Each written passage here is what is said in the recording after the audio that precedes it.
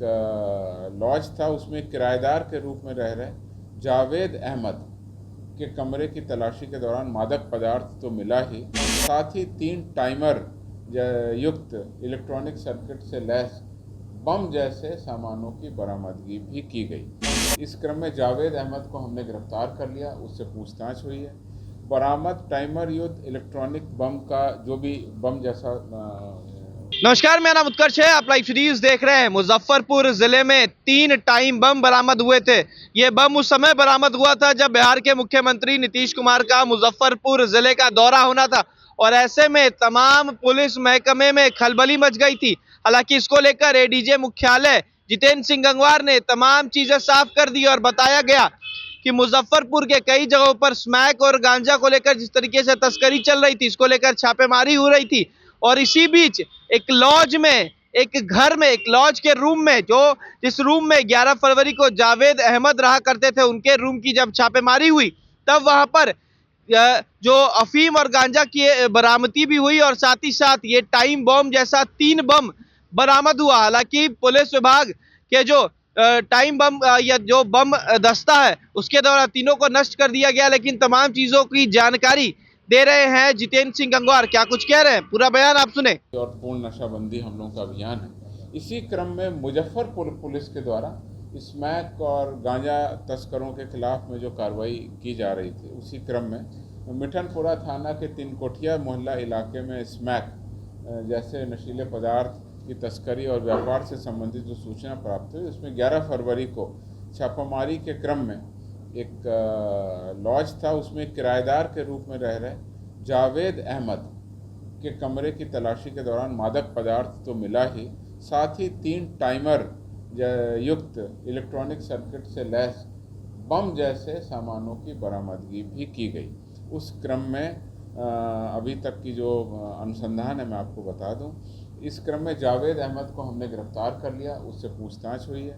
बरामद टाइमर युक्त इलेक्ट्रॉनिक बम का जो भी बम जैसा उसमें सामान बनाया गया था, उसकी हमारे बम निरोधक दस्ता द्वारा उसको विनष्टीकरण कर दिया गया। तो अब वो सेफ है, अब उससे कोई खतरे की संभावना नहीं है।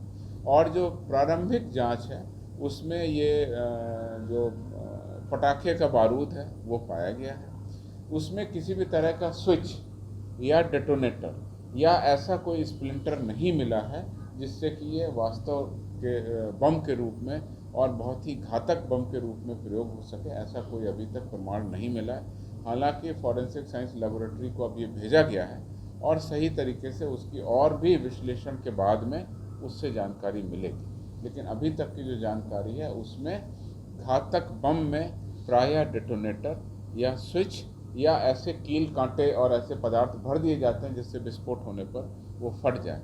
इस बम में जो पाइप लगा था वो भी पीवीसी पाइप था। अगर वो लोहे का पाइप होता तो उसको फटने से कोई नुकसान हो सकता है। तो प्रथम दृष्टया ऐसा लगता है कि डराने के उद्देश्य से इस प्रकार से इसमें घड़ी लगा करके इसको बम जैसा स्वरूप बनाया, परंतु इसका असली मकसद क्या है इसकी अभी पुलिस जांच कर रही है।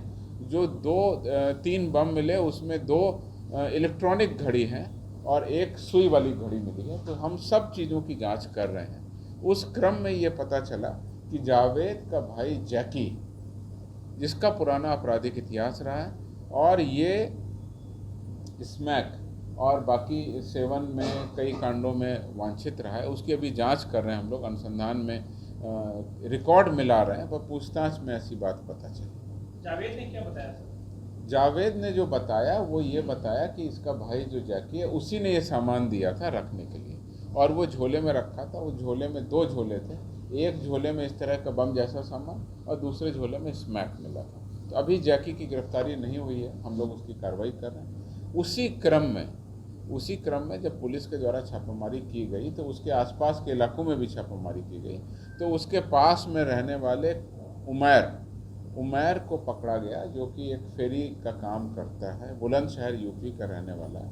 उमैर से भी इस घटना के बारे में पूछताछ की जा रही है और मुजफ्फरपुर पुलिस के द्वारा बुलंदशहर पुलिस और बाकी सहयोग से भी वहाँ भी छापामारी की गई है, परंतु उस घर पर भी बुलंदशहर पर भी कोई आपत्तिजनक सामान नहीं मिला।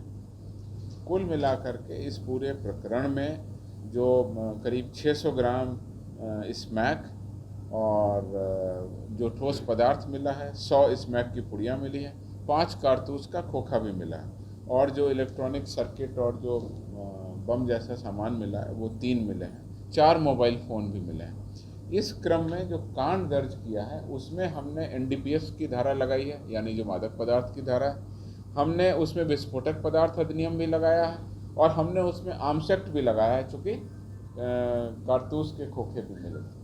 अब जो हमारे पास में एक व्यक्ति गिरफ्तार है, उसकी जो पूछताछ है उसके आधार पर और जो मोबाइल फ़ोन है उनके आधार पर आगे विश्लेषण किया जा रहा है। पुलिस की टीम लगातार इस पर कार्रवाई कर रही है, जैसे ही कोई उपलब्धि होगी हम आपको बता देंगे। क्या इसमें जम्मू कश्मीर कुल मिलाकर के इस पूरे प्रकरण में हमारी ATS की टीम भी वहाँ जांच कर रही है और जो भी एजेंसी हम लोगों को ज़रूरत पड़ेगी हम उनसे तहकीकात भी कर रहे हैं, पूछताछ भी कर रहे हैं और आगे फॉलोअप एक्शन भी कर रहे हैं। सर, जो घड़ी मिली है, क्या वो राज्य में ब्लास्ट की घड़ी तय कर दी है? ऐसा अभी कुछ भी कहना जल्दबाजी होगा।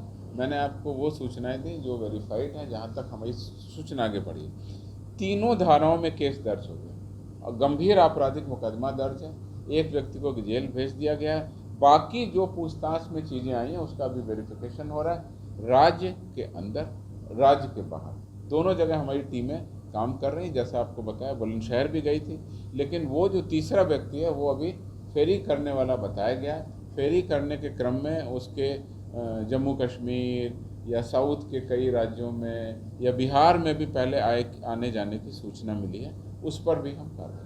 तो आपने साफ सुना किस तरीके से जावेद अहमद के रूम से ये टाइम बम बरामद हुआ है मुजफ्फरपुर में, जिसको ध्वस्त भी कर दिया गया। इस पर कार्रवाई भी हो रही है और उसका लिंक उत्तर प्रदेश से भी जुड़ा हुआ है। तमाम चीजों की जानकारी दे रहे थे DG मुख्यालय जितेंद्र सिंह गंगवार। फिलहाल खबर में सिर्फ इतना ही। आप हमारे साथ बने रहे, हमारे चैनल को सब्सक्राइब नहीं किया तो जल्द से जल्द कर ले। बहुत बहुत धन्यवाद।